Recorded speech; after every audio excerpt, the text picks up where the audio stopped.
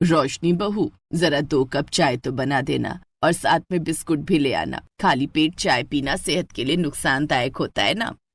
जी माँ जी, बस अभी लाई। ये कहकर शकुंतला देवी की बड़ी बहू रोशनी चाय बनाने किचन में चली जाती है और गैस पर चाय चढ़ाने रख देती है, जिसमें वो इलायची, अदरक, सौंफ डालकर बढ़िया सी चाय बनाकर तैयार कर लेती है। फिर ट्रे में रखकर चाय कप में डालती है, जिससे थोड़ी सी चाय ट्रे में भी गिर जाती है और वो उसी ट्रे में बिस्किट भी रख देती है, जिससे सभी बिस्किट गीले हो जाते हैं। ओफो बहू, ये क्या है? अब ये बिस्किट कैसे खाऊंगी? सारे तो तूने इसमें मिक्स कर दिए। माँ जी, क्या फर्क पड़ता है, वैसे भी आपने चाय में डुबोकर खाने ही थे। आप तो शुक्र मनाओ कि आपकी आधी मेहनत कम हो गई। ये अपने आप ही इसके साथ मिक्स हो गए हैं। ये बहू भी ना जाने कब सुधरेगी, कब बंद होगी इसकी बेकार की ये हरकतें। रोशनी शकुंतला देवी की बड़ी बहू थी, जो कि खाना पीना तो बड़ा अच्छा बनाती थी, लेकिन उसे परोसने का सलीका उसमें बिल्कुल भी नहीं था। ऐसे ही एक दिन रोशनी का देवर गगन काम से घर लौटता है। भाभी, जल्दी से खाना लगा दो ना, बड़े जोरों की भूख लगी है। बस 5 मिनट देवर जी, आप फ्रेश हो जाइए, मैं तब तक खाना परोस देती हूँ। लो, आपके भैया भी आ गए। आप दोनों जल्दी से फ्रेश होकर डाइनिंग टेबल पर आ जाइए। कुछ देर बाद सभी डाइनिंग टेबल पर आ जाते हैं और रोशनी उनके सामने खाना परोसती है। ऐसा खाना जिसे देखते ही उन सबका मुंह टेढ़ा हो जाता है। सबसे पहले तरी वाली सब्जी परोसी हुई थी, वो भी थाली के बीचों बीच, और फिर रोटी को सब्जी के ऊपर रखा हुआ था। फिर उसके ऊपर अचार और सलाद।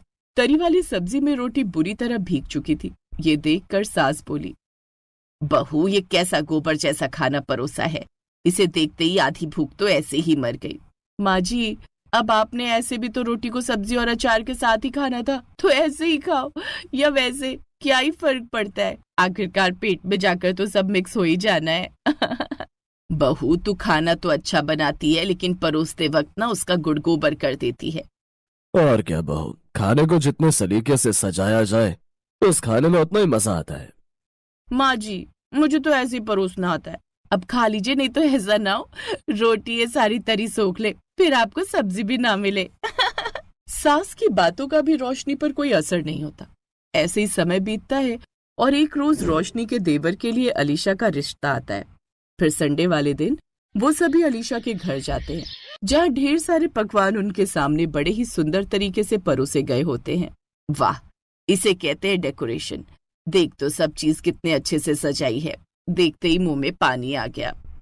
तभी लड़की की माँ लता बोलती है, बहन जी, ये सब मेरी बेटी ने अपने हाथों से लगाया है। जब सजा ही इसने इतने अच्छे तरीके से रखा है तो बना तो और भी अच्छा लेती होगी। वाह बहन जी, बड़ी गुणवान है आपकी बेटी।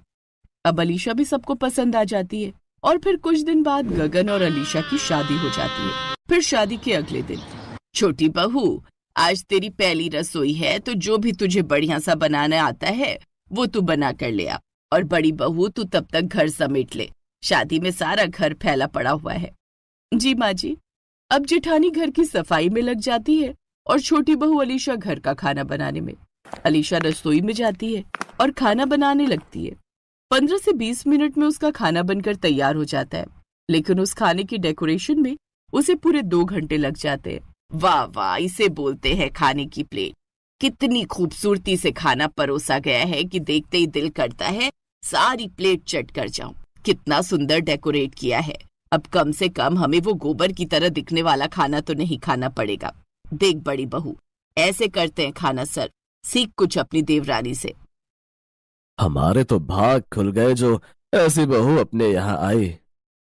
ये सुनकर जेठानी का मुंह बन जाता है, लेकिन जैसे ही वो सब उसके हाथ का बना खाना मुंह में डालते हैं तो उनकी सारी उम्मीदों पर पानी फिर जाता है।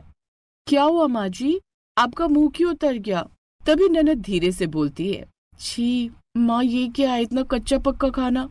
अरे बेटी, वो आज नई बहू पहली बार इस घर में खाना बना रही है ना, तो थोड़ा नर्वस हो गई होगी।